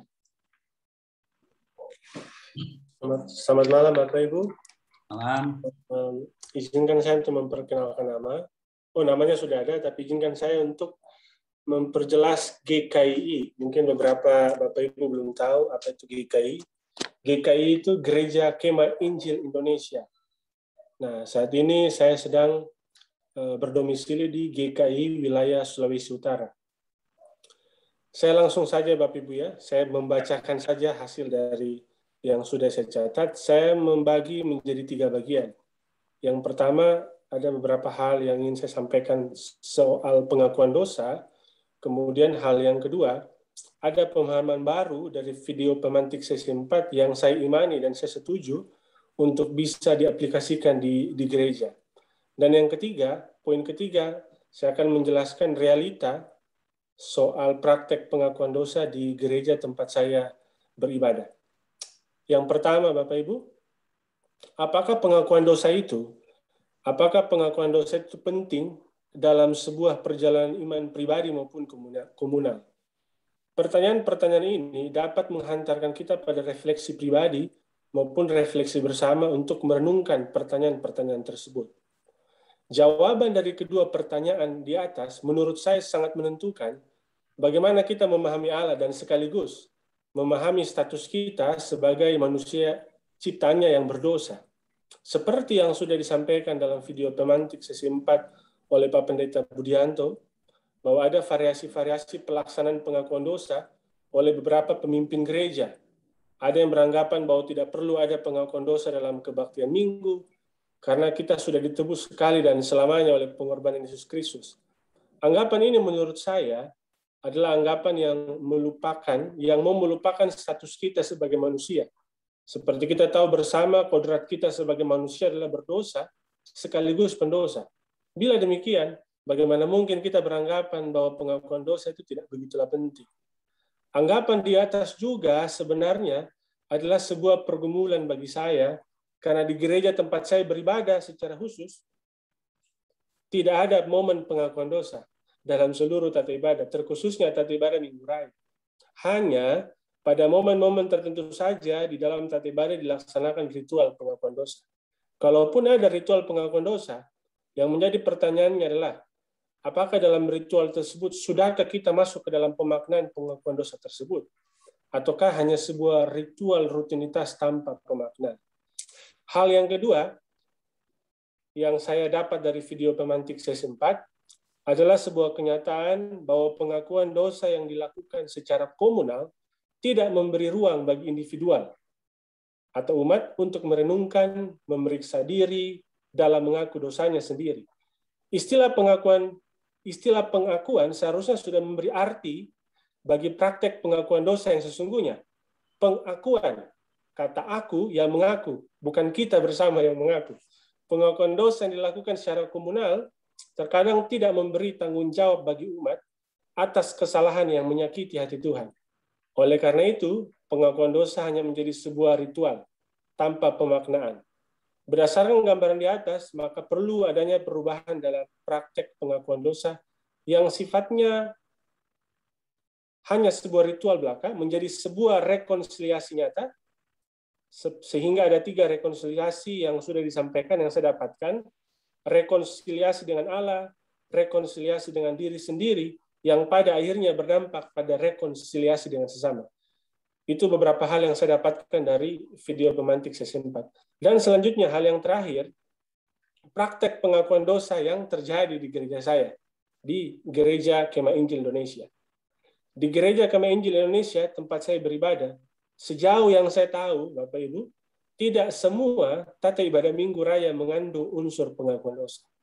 Hanya pada momen-momen tertentu saja, tata ibadah yang memiliki unsur pengakuan dosa digunakan. Misalnya, ibadah Jumat Agung, yang biasa digunakan tata ibadah jenis ketiga. Sampai saat ini, saya belum tahu alasan mengapa dalam tata ibadah setiap minggu tidak mengandung unsur pengakuan dosa. Padahal, menurut saya ini sangat penting. Hal ini juga saya pernah diskusikan dengan beberapa pemimpin gereja tempat saya beribadah, namun sampai sekarang saya belum mendapatkan jawaban yang memuaskan. Biasanya, model pengakuan dosa tersebut berbentuk pembacaan Alkitab atau nyanyian pengakuan dosa, kalau di ibadah-ibadah Jumat Agung. Tetapi, pengakuan dosa yang tak tersirat dalam sebuah tata ibadah minggu biasanya sudah disampaikan lewat doa syafaat oleh pelayan firman, atau mungkin majelis yang memimpin doa syafaat. Dalam doa syafaat tersebut, pelayan firman dan juga majelis mewakili umat untuk menyampaikan pengakuan serta memohon pengampunan dosa. Berdasarkan gambaran di atas, saya sangat berharap kegiatan seminar yang diselenggarakan oleh Koram Deo Worship Center and Studies STR Jakarta itu dapat menjawab kebutuhan jemaat di tempat ini yang mungkin selama ini mungkin dilupakan dan tidak mendapatkan perhatian khusus. Yang terakhir, Bapak Ibu, catatan tambahan buat saya bahwa saya justru terpikirkan sebelum melakukan pengakuan dosa, hal yang penting jemaat ataupun umat perlu diberikan pemahaman atau diingatkan kembali untuk dapat memahami statusnya sebagai manusia, yang itu manusia pendosa. Mungkin itu Bapak Ibu, karena sebelum mengaku dosa, jemaat harus tahu statusnya dulu. Apakah dia manusia yang berdosa atau tidak. Dengan demikian, mungkin itu bisa membuat jemaat lebih memaknai pengakuan dosa itu, sehingga ada rekonsiliasi dari Allah dan juga diri sendiri, kemudian berdampak pada rekonsiliasi dengan sesama. Mungkin demikian Pak Budi, terima kasih. Mohon maaf bila ada yang keliru, bisa diluruskan. Terima kasih. Terima kasih Pak Brian untuk sharingnya. Jadi sebenarnya di gereja GKII Kemah Injil ya Indonesia, pelaksanaan pengakuan dosa ada, cuma memang belum konsisten setiap hari Minggu gitu ya. Dan saya kira Pak Brian sudah mencoba untuk tanya kepada pemimpin gereja, tetapi belum mendapatkan jawaban yang memuaskan gitu ya. Nah, silakan Bapak Ibu kalau ada yang mau menanggapi, saya persilakan.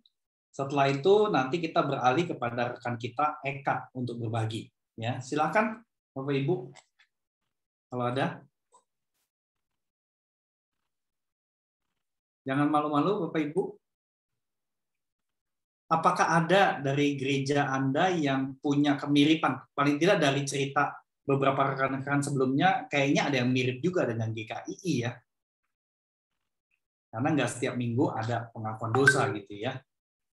Tapi silakan kalau ada yang mau menanggapi atau bertanya, mengklarifikasi, siapa tahu ada yang tertarik untuk tahu lebih jauh mengenai GKII. Silakan. Nah, sementara Bapak Ibu mikir, saya pengen tunjukin bahwa pertanyaan yang tadi dari Pak Ivan dan beberapa rekan kita yang lain, kenapa sih kita udah diselamatkan tapi masih perlu ngaku dosa? Ini pertanyaan nomor 18 ada di dalam katekisasi ibadah. Ya. Jadi memang pertanyaan-pertanyaan seperti ini memang kami sudah pikirkan. Well, bukan kami sih, Ibu Lydia sih yang pikirin. Karena Ibu Lydia ngejawabin gitu loh. Ya. Jadi nanti silakan dicek juga, karena pertanyaan-pertanyaan seperti ini udah cukup banyak kita singgung di dalam buku tersebut. Silakan Bapak Ibu, kalau ada tanggapan, belum ada, oke, saya lempar pertanyaan buat kita semua. Karena ini sudah muncul beberapa kali di dalam percakapan kita. Menurut Bapak Ibu, nyanyian pengakuan dosa itu apakah bisa digunakan sebagai ajakan pengakuan dosa? Gimana menurut Bapak Ibu semua? Nah, ini saya kira perlu tanya ke teman-teman yang juga pemusik handal nih ya. Di sini ada Melina, di sini ada Ibu Lince, kemudian siapa lagi pemusik nih? Nah, ini Pak Anugrah juga main harpa nih. Ya. Kemudian siapa lagi pemusik di sini saya nggak tahu nih. Ayo para pemusik tolong ngaku. Silakan. Menurut rekan-rekan gimana? Pakai nyanyian pengakuan dosa sebagai ajakan, karena tadi saudara kita Brian juga menyebutkan itu gitu loh. Silakan Periadi. Kalau bagi saya sangat-sangat penting sih Pak, karena kita manusia yang terdiri dari sisi emosional ya, sehingga lagu itu kalau lagu itu baik, dengan asumsi lagu itu baik ya, secara teks dan secara baik secara lirik dan secara lagu, itu akan sangat menolong gitu loh. Jadi kalau bagi saya itu sangat penting. Itu bisa menolong. Entah apakah itu mau dibakukan setiap minggu, entah mau dibentuk dalam bentuk variasi, misalnya ada mau undangan, kemudian atau lagu, atau mungkin instrumental, atau bagaimana begitu misalnya. Bagi saya sih akan sangat efektif sih Pak. Ya, Periadi. Saya kira komentar Periadi ini juga bisa nyambung dengan apa yang tadi Petrus sampaikan ya. Sebenarnya akan sangat menolong jemaat kalau kita membuka ruang supaya jemaat merasa dia cukup safe untuk jujur, dan ketika dia jujur ada yang nanggepin kejujurannya ya. Jadi membuka ruang untuk roh memang pakai nyanyian baik. Silakan ada lagi yang mungkin Ibu Lincah boleh berbagi mengenai nyanyian pengakuan dosa sebagai ajakan ya, ajakan pengakuan gimana?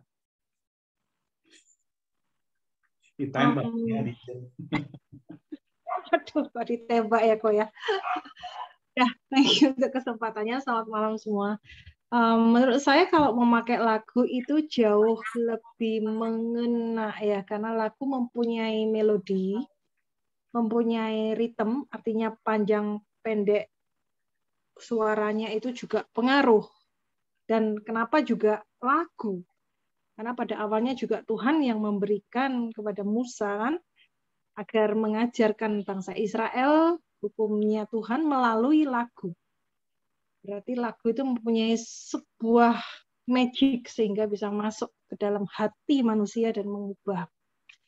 Yang saya mau sharing satu hal, saya diajari oleh profesor saya ya di SBC. Ketika kita memimpin, khususnya sebelum pandemi, kita kan bisa melihat jemaat. Kita coba melihat mereka, terus poin satu orang. Cari satu orang yang menurut kita, dia itu lagi ada masalah. Kelihatan biasanya dari raut mukanya, apalagi kalau kita kenal. Dan cari orang yang tidak menyanyi. Kemudian selama kebaktian doakan dia. Dan saya pernah melakukan dan amazing grace. Setelah firman, dia menyanyi. Padahal sepanjang kebaktian dia tidak menyanyi sama sekali. Di situ saya merasa, wow, there's a power of pujian, the power of nyanyian. Siapa yang mengubah? Bukan kita sebagai WL, of course Allah Roh Kudus, tetapi kita sebagai pemimpin pujian, worship leader, kita punya tugas di situ. Nah, itu yang saya belajar dan bagi saya itu cukup wow banget gitu ya. Begitu kira-kira ya. Thank you, Lince. Nah, kita akan ada 2 topik berkaitan sama nyanyian. Ya, cuma memang kita membicarakannya dari angle yang berbeda. Minggu depan Pak Roni akan memoderasi nyanyi selama pandemi kan susah. Ya, kemudian urusan gestur gimana. Terus nanti yang pertemuan ke-7 mengenai suara nyanyian. Jadi 2 topik nih. Nanti Ibu Lince juga bakal sharing ya. Silakan kalau ada lagi yang mau berkomentar menanggapi sebelum kita beralih kepada Eka. Going once, going twice. Silakan Pak Suwandoyo. Kami silakan. Mungkin saya terpikir aja karena ngomongin lagu pengantar untuk pengakuan dosa ya. Mana yang lebih tepat? Lagu pengantar atau memang pengakuan dosa yang dinyanyikan ya. Nah, karena kan kalau kayak Kyrie kayak apa itu kan memang itu dalam bentuk nyanyian, jadi bukan pengantar. Ya. Jadi saya melihat lagu-lagu yang pengakuan dosa yang dinyanyikan itu jauh lebih, kalau bagi saya mungkin lebih powerful juga sih kalau lagi nyanyiin Kyrie atau apa gitu, itu apa ya? Sangat ini banget juga sih. Ya. Ya dua-duanya sih mungkin bisa ini. Ya. Ya itu aja sih Pak Budi ya. Terima kasih banyak Pak Handoyo untuk menyampaikan hal ini. Saya nggak tahu Bapak Ibu nangkep nggak pertanyaan saya dengan jeli. Karena pertanyaan saya tadi adalah apakah kita bisa pakai nyanyian pengakuan dosa sebagai ajakan pengakuan dosa. Saya belum beralih kepada apakah kita bisa pakai nyanyian pengakuan dosa sebagai bentuk doa pengakuan dosa. Ini 2 hal yang berbeda, Bapak Ibu. Ya, jadi saya kira kita perlu bedakan hal ini. Dan saya setuju bahwa doa pengakuan dosa itu bisa pakai bentuknya nyanyian pengakuan dosa. Karena nyanyian pengakuan dosa itu memang menolong kita untuk menyelami kedalaman diri kita. Dan tentu cara nyanyinya perlu diperhatikan juga ya. Nggak bisa cuma nyanyi lagu pengakuan dosa itu sekali beres seperti kebanyakan gereja Injili. Ya makanya nggak kena-kena tuh, gitu loh ya. Jadi ini satu hal yang saya kira kita bukan cuma pilih lagunya, tetapi cara menyanyinya. Kemudian panduan dari pemimpin juga itu sangat mempengaruhi seperti yang Ibu Lince ceritakan. Jadi itu 2 hal yang menurut saya perlu dibedakan ya. Tapi nanti urusan nyanyian kita bisa bicara lebih jauh. Tapi bagi saya, nyanyian pengakuan dosa bisa menjadi doa pengakuan dosa. Karena memang nyanyian itu bisa dianggap sebagai doa 2 kali. Ya, jadi itu doa yang benar-benar membawa emosi kita. Gitu loh, ya. Dan itu secara teologis itu tidak salah. Saya persilahkan saudara kita Eka untuk sharing. Ya, terima kasih Pak Budi memberikan kesempatan saya untuk sharing. Ya, mungkin ini juga sharing beberapa kesalahan saya dalam merancang liturgi, yang juga masih belajar dalam merancang liturgi, termasuk pengakuan dosa. Kalau di gereja tempat saya melayani di Reform Exodus Community Surabaya, pengakuan dosa itu memang udah ada sejak lama kayak begitu. Cuman yang unik, yang mungkin yang bisa jadi saya bagikan juga, ketika pengakuan dosa itu kan diadakan di rumah kan. Dan yang biasa kami lakukan adalah kami memang memberikan waktu sekitar 1 menit kosong, nggak nyanyi, untuk berdoa. Dan itu memang itu bikin awkward moment banget sih kalau memang di rumah ya.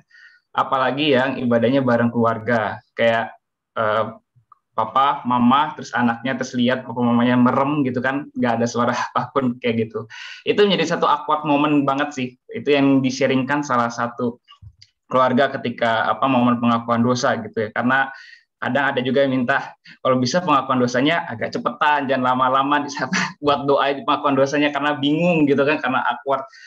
Nah, tapi memang bersyukur saya banyak dibantu juga sama hamba Tuhan yang lain ya, sehingga momen di mana jemaat dapat mengakui dosa secara tulus dan personal itu tetap ada kayak gitu.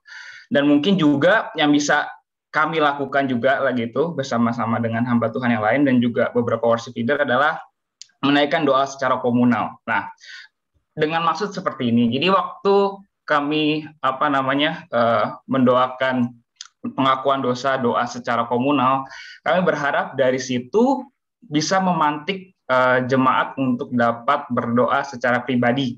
Seperti ketika masa-masa pandemi seperti ini, kita bisa berdoa secara komunal, mengakui ketika kita sebagai gereja, ketika pandemi ini datang, bukannya melihat bagaimana menjadi berkat di samping kanan gereja, tapi lebih ke arah melihat bagaimana supaya ibadah ini berlangsung kayak begitu. Tidak melihat secara bagaimana gereja ini dapat terbuka buat orang-orang yang memang sedang membutuhkan di masa pandemi. Dan itu memantik, bersyukurnya cukup memantik beberapa jemaat yang memang merasa dalam dirinya juga akhirnya, oh ya, saya selama pandemi ini melakukan apa. Walaupun memang secara jujur jemaat mengalami beberapa pergumulan, tapi mereka menyadari juga bahwa ketika pandemi ini hadir, seharusnya mereka bisa melakukan sesuatu buat rekan jemaat yang lain ataupun orang-orang di luar Kristen kayak begitu. Itu sharing saya pertama mengenai doa secara pribadi dan juga doa secara komunal. Kemudian juga yang bisa saya sharingkan adalah pemimpin pujian yang memimpin doa pengakuan dosa. Nah ini saya cukup bergumul juga sih, karena ada beberapa worship leader atau pemimpin pujian ketika mengajak pengakuan dosa itu hanya sekedar mari jemaat kita mengaku dosa gitu. Dan itu karena saya sempat juga kan main musik juga, dan ketika mendengar hal itu saya juga jadi aduh, kok rasanya karena ini tiap minggu begini terus, akhirnya saya mencoba memberanikan diri gitu ya untuk mengajak beberapa worship leader itu kalau mau mimpin pujian, yuk kita susun doa pengakuan dosa, kata-kata ajakan yang baik kayak begitu, gimana supaya jemaat sendiri menyadari ketika pengakuan dosa itu ada di sebuah liturgi ibadah, itu menyadari identitas mereka sebagai orang yang memang berdosa, namun juga nanti ada berita anugerah bahwa mereka juga ditebus, ada anugerah Tuhan kayak begitu. Sehingga ketika ajakan pengakuan dosa seperti tadi sih ada rekan-rekan juga yang berkata supaya jemaat sendiri bisa mengakui dosanya karena sudah ada ajakan yang mengatakan bahwa anugerah itu Tuhan Yesus itu sudah hadir, sudah membuka tangannya, sehingga ketika jemaat mengakui dosa itu bisa lebih lega, lebih leluasa kayak begitu. Dan memang ketika menyusun kata-kata ini seringkali ada yang bilang sih ada beberapa worship leader yang baru-baru juga memimpin pujian gitu ya, berkata kalau disusun tuh kayaknya kok kita kayak buat-buat kayak begitu ya, kayak buat-buat kata-kata atau misalnya ketika memparafrase kayak begitu ya. Tapi yang saat itu juga yang saya katakan sih, mungkin nanti juga bisa dikoreksi mungkin dari rekan-rekan atau juga Pak Budi. Lagi itu saya bilang sih kalau justru momen di mana ketika kita merancang kata-kata itu momen di mana kita bergumul dengan Tuhan saat itu untuk kita mengkoreksi diri saat itu justru sebelum kita mengajak jemaat untuk mengakui dosa, merenungkan bagaimana pengorbanan Kristus, kita saat menyusun kata-kata kita merenungkan hal itu juga kayak gitu. Dan itu yang sempat saya katakan juga buat pemimpin pujian dan worship leader yang di tempat saya melayani. Memang pengertian pengakuan dosa ini saya akui sih belum semua jemaat itu memiliki pemahaman yang sama tentang pengakuan dosa. Saya menyadari memang ada beberapa jemaat yang masih menganggap karena memang pengakuan dosa ini diulang tiap minggunya sehingga ya biasalah kayak begitu. Apalagi saya menyadari ibadah di rumah dengan mengakui dosa itu memang apalagi kalau bareng-bareng keluarga nggak biasa berkumpul kayak begitu terus tiba-tiba ketika lagi itu saya sempat juga buat pengakuan dosa untuk bulan keluarga ketika bagaimana anak yang melakukan kesalahan kepada orang tua ataupun orang tua yang melakukan kesalahan dalam mengasuh anak itu juga momen yang memantik keluarga di jemaat gereja kami dan itu juga memang akhirnya awalnya juga memang awkward juga sih karena ya tidak terbiasa ya mungkin ya mengekspresikan tentang kesalahan dari orang tua kepada anak gitu mengekspresikan kesalahan kayak begitu. Namun ya kami sebagai hamba Tuhan berusaha untuk memberikan edukasi terutama di pemuritan kelompok-kelompok kecil ya karena itu yang cukup efektif selain juga di mimbar di khotbah tapi juga kelompok-kelompok kecil ini menjadi tempat di mana kita dapat men-sharingkan momen pengakuan dosa ini sih. Ya, itu yang bisa saya sharingkan. Cuma nanti tadi meresponi tentang pujian untuk pengakuan dosa itu ya. Saya sempat sih suatu kali itu waktu salah satu worship leader itu menyusun pujian untuk pengakuan dosa, mengajak pengakuan dosa, seringkali itu pujiannya itu nggak match dengan ajakan pengakuan dosanya dan itu ya sempat sih akhirnya mendistorsi adanya momen pengakuan dosa itu. Jadi memang seperti tadi yang rekan-rekan dan juga tadi Bu Lince sharing kan memang pemilihan pujian ketika pengakuan dosa itu penting sekali sih. Fungsinya dan juga isi puji-pujiannya gitu supaya tidak mendistorsi ketika jemaat mengaku dosa di hadapan Tuhan. Itu sih yang bisa saya sharingkan. Terima kasih banyak Eka untuk kesaksiannya. Saya kira kita bisa highlight beberapa aspek ya yang sebenarnya sudah sempat kita bicarakan. Highlight pertama itu adalah tadi berkaitan dengan nyanyian ya. Nyanyian ajakan pengakuan dosa sama nyanyian pengakuan dosa kita perlu bedakan. Tetapi di dalam realita saya juga mempersiapkan liturgi, saya tahu persis mencari nyanyian ajakan pengakuan dosa tidak semudah yang kita ngomongin sekarang. Nyanyian pengakuan dosa mungkin lebih banyak, ya, tetapi tidak selalu memiliki keterkaitan yang pas dengan khotbah tema pada hari itu. Dan kedua, saya kira aspek berdiam diri memang betul awkward. Ya. Karena ketika kita diajak diam, kita itu bingung untuk berhadapan dengan diri kita sebenarnya. Ya, ini diam ngapain nih? Kita bingung, padahal kita sedang berada di hadapan hadirat Allah. Dan ini satu aspek yang hilang di dalam kebaktian kontemporer, berdiam diri. Tidak ada musik sama sekali, total silence. Ya. Karena itu adalah satu ungkapan di dalam kitab suci yang berulang kali diungkapkan oleh Tuhan. Diam kalau ada di hadapan hadirat Tuhan. Ya. Cuma ada dinamika dengan kejiwaan kita yang membuat kita tuh tidak bisa diam. Karena kita pengen lakukan sesuatu terus. Tapi saya kira berdiam diri ini menjadi salah satu aspek yang perlu dipertimbangkan dengan lebih serius. Nah, kemudian mengenai spontan sama dipersiapkan. Nah, saya mau mengkaitkan dengan apa yang tadi Petrus katakan. Kita perlu membuka ruang Roh Kudus menyatakan anugerahnya. Nah, kalau kita sendiri sebagai pemimpin belum merasakan anugerah itu terpatri di dalam diri kita waktu kita persiapan, jangan berani-beranian kita mengatakan pada saat saya pimpin secara spontan, Roh Kudus pasti pasti ada ruang yang dibuka. Saya kira itu membohongi diri kita sendiri sebagai pemimpin ya. Bahkan mungkin saya khawatir kita jadi pemimpin yang agak sok tahu ya. Jadi mari jangan kita menabrakin lagi mengenai urusan spontan dengan urusan doa yang dipersiapkan. Karena doa yang dipersiapkan itu justru membuka ruang Roh Kudus bekerja. Karena kita memproses dulu kan. Kalau doa spontan, itu doa yang ya tentu bisa juga dari Roh Kudus. Tetapi kita juga mesti ingat, kemanusiaan kita juga bermain waktu kita ada di depan panggung. Gitu loh. Ya. Jadi saya kira urusan spontan dengan verbatim, ya kita perlu di-balance mengenai hal ini. Ya. Banyak rekan-rekan kita pemimpin ibadah yang canggung pakai kata-kata doa yang sudah disiapkan. Ya, kita perlu kasih tahu ke teman-teman kita ya, nggak harus dibaca, ya, tetapi diresapi, diinternalisasi. Dan kemudian aspek yang ketiga itu adalah mengenai doa pengakuan dosa pribadi dengan komunal. Saya kira dua aspek ini tidak diabaikan di dalam kitab suci. Contoh yang paling kental adalah Daniel. Ya, bangsa Israel berdoa, tapi Daniel berdoa sebagai seorang pribadi, tetapi dia bawa bangsa Israel di dalam doanya. Jadi saya kira pribadi, komunal, keduanya juga perlu diperhatikan.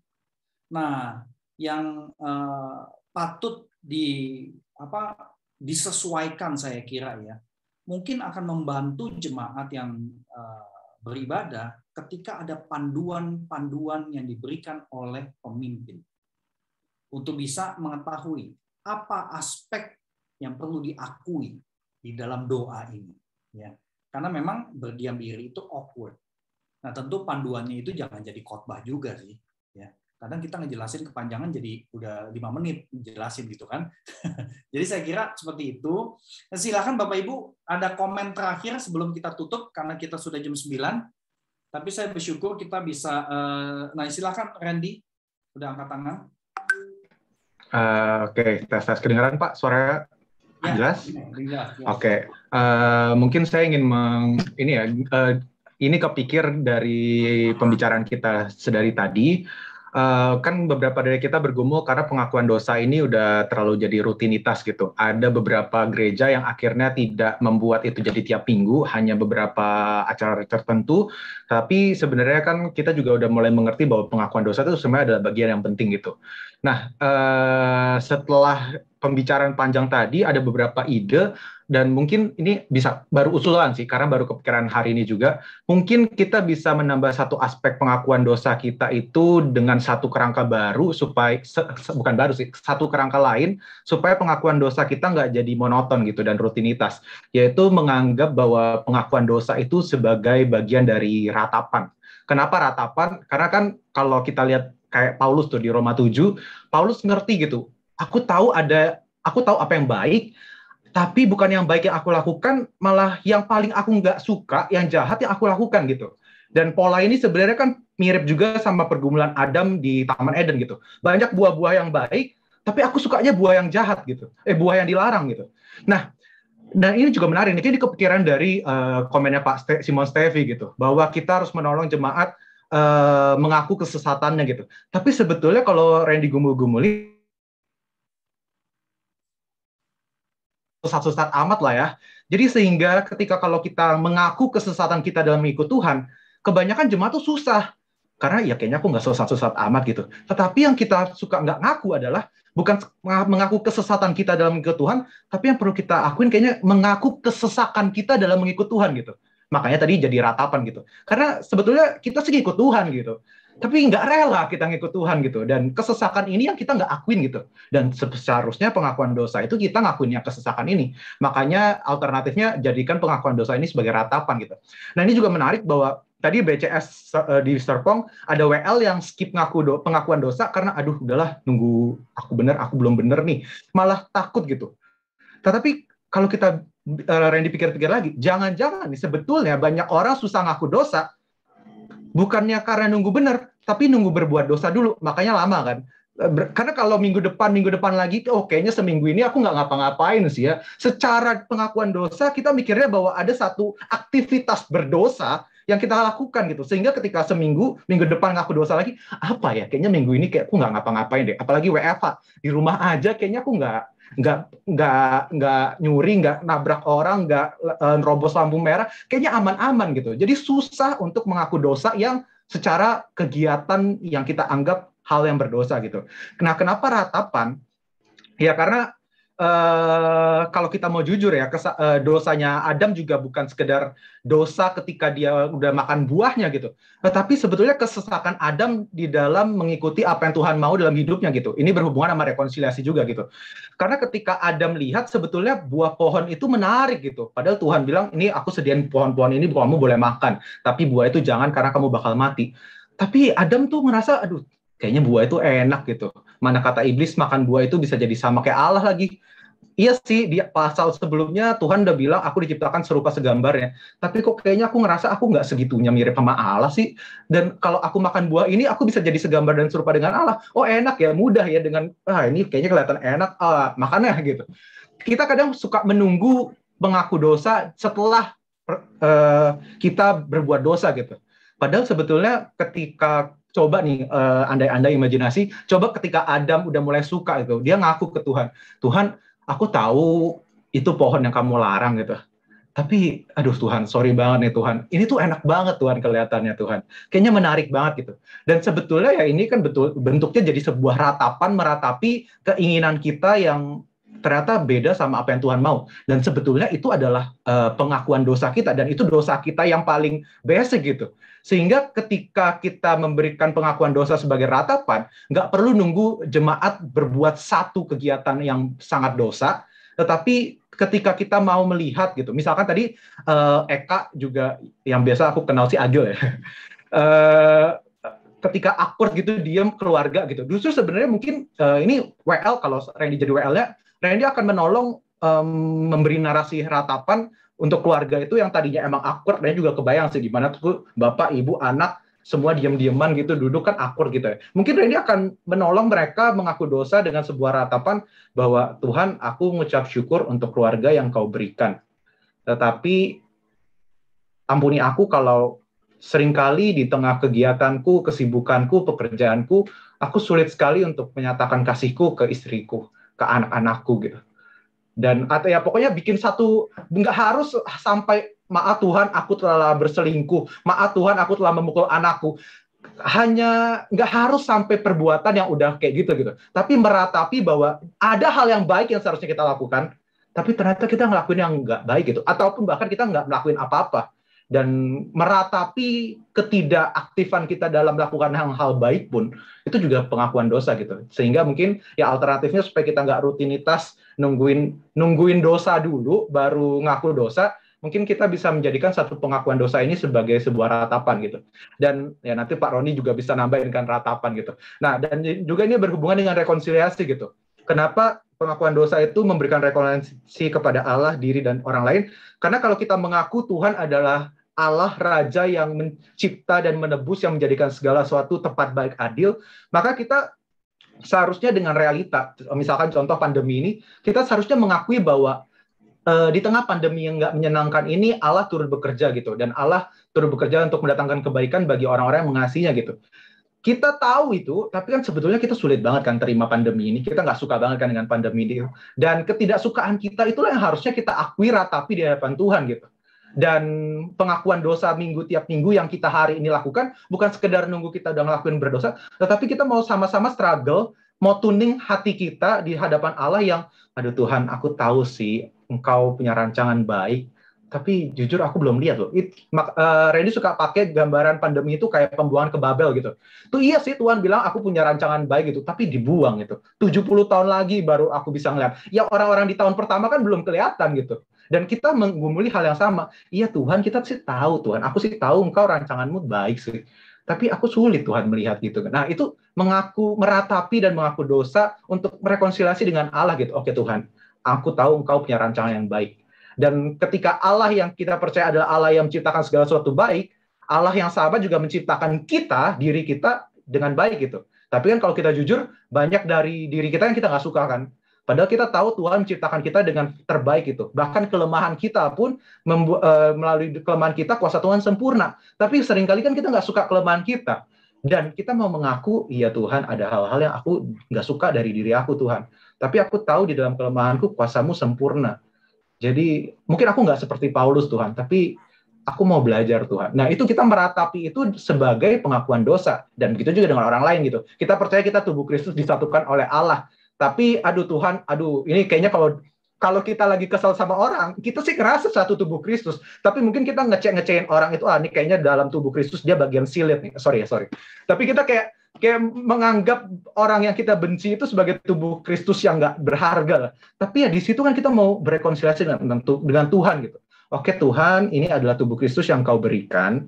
Aku mungkin sulit untuk menerima dia, tapi dia adalah orang yang Kau kasihi dan tubuh Kristus juga. Oleh karena itu, ajar aku tuh. Nah, itu kita meratapi ketidakmampuan kita, dan ratapan itu sebenarnya adalah sebuah pengakuan dosa gitu. Dengan kacamata itu, mungkin tadi kepikiran juga, mungkin kitab Yunus itu adalah kitab pengakuan dosa loh. Kita nggak tahu siapa yang nulis. Tapi ketika dia mengaku bahwa dia nggak mau itu ngikutin apa yang Tuhan mau, ada unsur pengakuan dosanya di sana. Habakuk juga ketika dia nggak kenapa sih Tuhan pakai bangsa kafir, di tengah pergumulan dia meratapi Allah yang begitu, somehow ada pengakuan dosa ya. Dan itu kitab itu dibaca di depan umum gitu. Itu bisa dibilang dia ngaku dosa di depan umat gereja gitu. Dan di tengah ratapan itu, ya mungkin itu yang baru kepikiran hari ini sih. Tapi ya silahkan Pak Roni tambahkan dari yang ratapan itu Pak. Terima kasih Randy. Soalnya kalau saya nggak stop nanti Randy sampai kitab Wahyu. Hampir Pak, hampir. Ya terima kasih. Tapi saya kira sharing Randy ini penutup yang sangat-sangat powerful dan penuh semangat ya.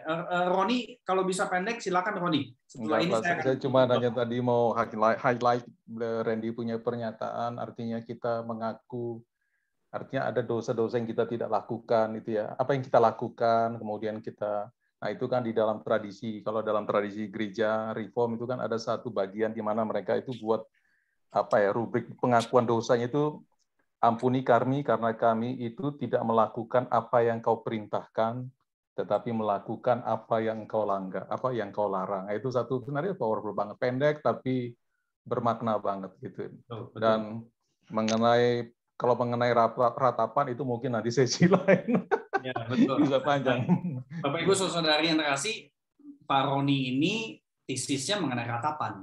Ya, jadi Anda kalau mau nanya mengenai ratapan dan mau meratap ya silakan datang ke Pak Roni. Ya, mari kita tundukkan kepala, kita masuk dalam doa. Bersyukur sekali untuk semua sharing pada hari ini. Kita berdoa. Segala puji syukur kami kembali naikkan ke hadapan-Mu ya Allah, karena Engkau adalah Allah yang beranugerah dan anugerah-Mu sebenarnya tidak pernah berhenti, dan Engkau adalah Tuhan yang sudah merentangkan tangan-Mu di atas kayu salib. Berarti Engkau memberikan kesempatan kepada kami untuk datang ke hadapan-Mu dengan segala kejujuran. Tuhan, kami berdoa, kami memohon pertolongan-Mu. Karena betul apa yang dikatakan Saudara Roni dan juga Randy, bahwa seringkali kami menjadi anak-anak-Mu yang melakukan apa yang Engkau larang dan tidak melakukan apa yang Engkau perintahkan. Oleh karena itu, mampukan kami untuk membedakan apa yang Engkau larang di dalam kitab suci dan bagaimana hal ini dilihat dalam abad 21 dan apa yang Kau perintahkan dan melihatnya dengan konteks yang tepat.